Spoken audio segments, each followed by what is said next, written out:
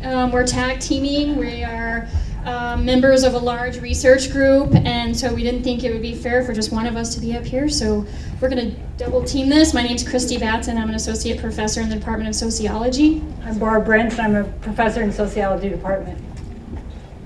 So, what we want you to do then for the next 25 seconds or so is think about your neighbors.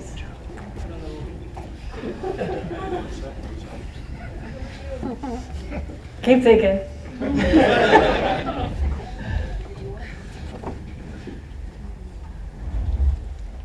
That's only 35 seconds. Yeah, or we're fast.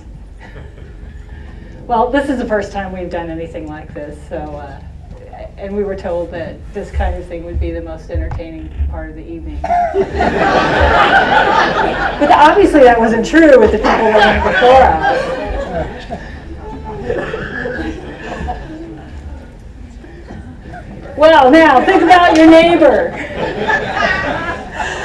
Do you know your neighbor? How well do you know your neighbors? Do you even want to know your neighbors? Does anybody in Las Vegas really want to know their neighbors? What is community in a place like Las Vegas?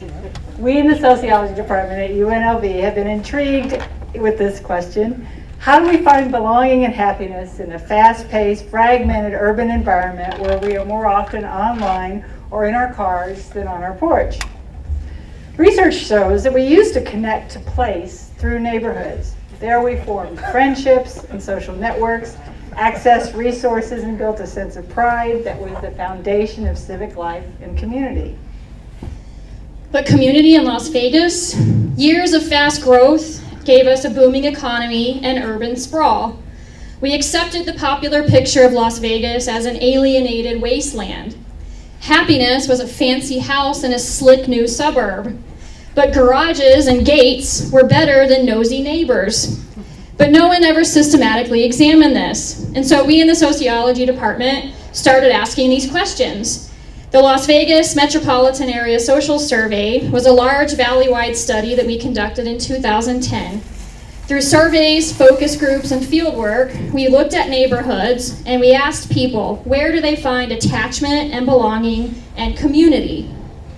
The answers we got from our respondents reinforced this feeling that Las Vegas had grown into an alienating and isolating place.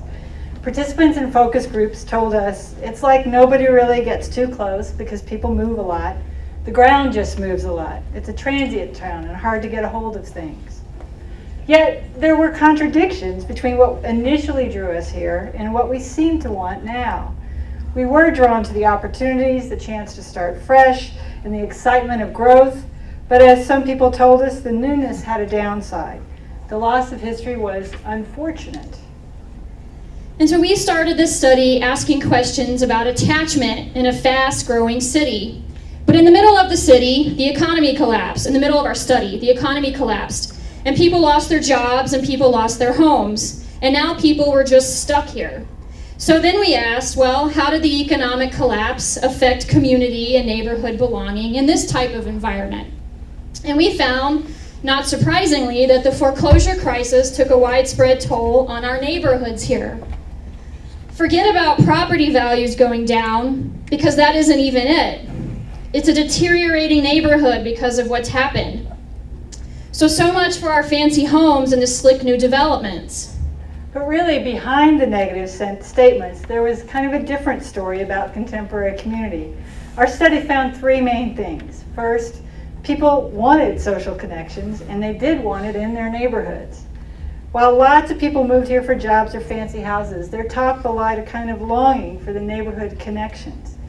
Now, to be clear, not everybody wanted block parties every day. For many, it was enough to know that they could just trust their neighbors. Perhaps community has changed somehow, but it didn't matter how short or long people lived here or whether they lived downtown or in the urban fringe, residents in Las Vegas wanted social connections to their neighbors. Secondly, we also found that neighborhood physical decay, things such as vacant homes, unkempt yards, graffiti, litter, and crime, didn't cause people to give up on their neighborhoods. Trusting their neighbors, the social connections, was more important to neighborhood attachment than the physical decay. As additional evidence that our fancy house in new slick suburbs was not the basis of community, residents living in urban core downtown neighborhoods felt the strongest sense of belonging to their neighborhood. Residents living in the outermost urban fringe felt the weakest sense of belonging. And sorry folks, this was even before Zappos moved downtown. As one downtown resident told us, I have sort of stayed in the neighborhood right around Fremont. I'm really happy with it. Everybody kind of keeps to themselves, but if something happens, we pay attention.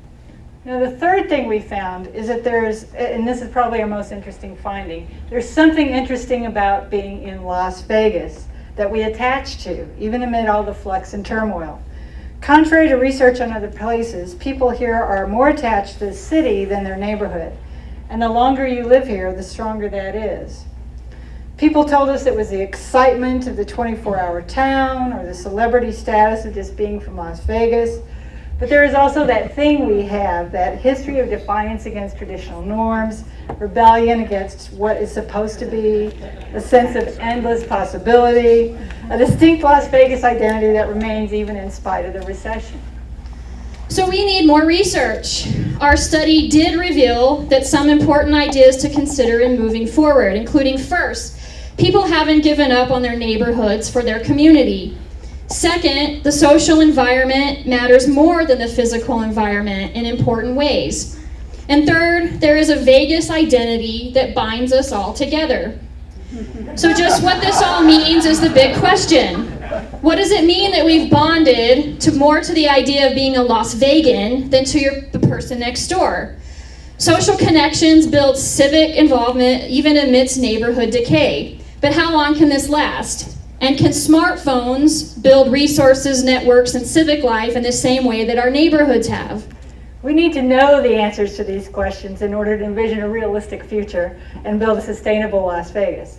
So many newcomers are experiencing their first years here in the midst of downturn, we can't miss the opportunity to think proactively about community. What our work shows is that rather than viewing our city as a blank slate, we must build the community bonds we already have. It's our hope that we at UNLV can help provide the research and insights to make this a better town. Meanwhile, put down your iPad, turn off your Netflix, and go out and meet your neighbors.